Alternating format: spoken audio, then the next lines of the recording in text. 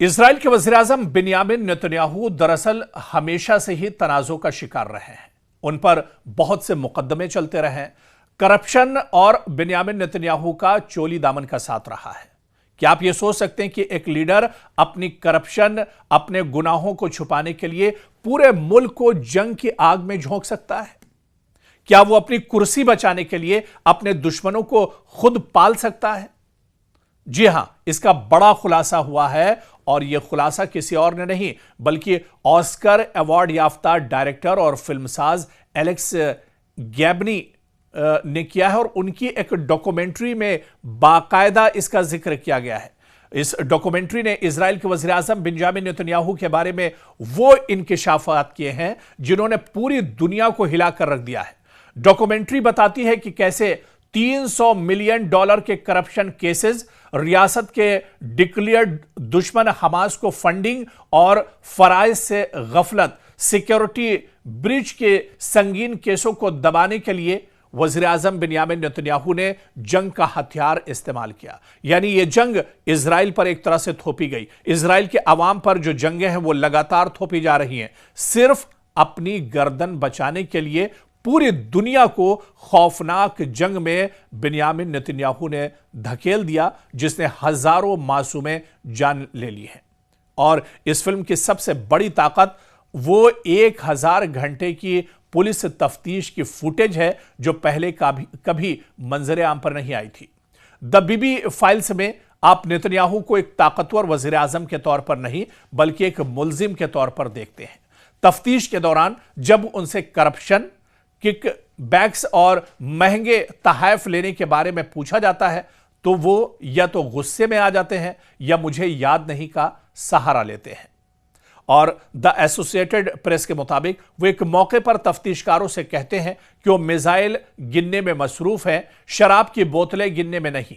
ये तफ्तीशी वीडियोस साबित करती हैं कि कानून का घेरा उनके गिर्द किस हद तक तंग हो चुका है। दरअसल इस दस्तावेजी फिल्म का दूसरा और सबसे खौफनाक नुक्ता जिसने इजरायली सिक्योरिटी इदारों के होश उड़ा दिए हैं, क्या आप यकीन करेंगे कि नेतन्याहू ने खुद अपने दुश्मन यानी हमास को जिंदा रखने के लिए मोसाद का इस्तेमाल किया। डॉक्यूमेंट्री द बीबी फाइल्स के मुताबिक नेतन्याहू ने कतर को इस बात पर राजी किया था कि वह हमास को माहाना $30 मिलियन तकरीबन $3 करोड़ की किस्त अदा करे। यह रकम बाकायदा सूटकेस में भरकर गजा जाती थी। लेकिन कहानी में मोड़ तब आया जब 2019 में कतर ने यह फंडिंग रोकने का फैसला किया। कतर का यह मौकफ था कि यह पैसा इंसानी हमदर्दी के बजाय फौजी मकासद के लिए इस्तेमाल हो रहा है। यहां नेतन्याहू ने वो कदम उठाया जो किसी भी मुल्क का सरबराह अपने दुश्मन के लिए नहीं उठाता। उन्होंने मोसाद के उस वक्त के सरबराह और एक आला फौजी अफसर को खुसूसी तौर पर अपने जाती दस्तखत शुदा खत के साथ दोहा यानी कतर भेजा और कतरी हुकाम को इस बात पर मजबूर करना कि वह हमास की फंडिंग दोबारा शुरू करें। नेतन्याहू का इसरार था कि अगर यह रकम रुकी तो हमास कमजोर हो जाएगी और फिलिस्तीनी अथॉरिटी मजबूत हो जाएगी, जो वो कभी नहीं चाहते थे।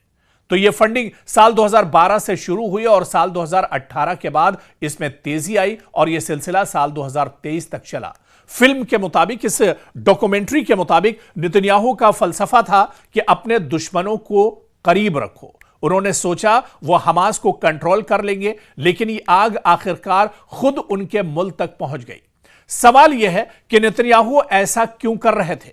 माहिरीन का दावा है, एक्सपर्ट बताते हैं कि वो फिलिस्तीनियों को 2 हिस्सों में बांटकर रखना चाहते थे ताकि आजाद फिलिस्तीनी रियासत का मुतालबा खत्म हो जाए, चाहे इसके लिए हमास को मजबूत ही क्यों ना करना पड़े। लेकिन यही चालाकी इस वक्त नेतन्याहू के गले पड़ गई जब 7 अक्टूबर के हमास के हमले और इसमें 1500 लोगों की हलाकत और दर्जनों अफराद का अगवा हो गया। यही वो नुक्ता है जिस पर नेतन्याहू के खिलाफ अब सिक्योरिटी ब्रीच और फराइज में गफलत का संगीन तरीन केस बन रहा है।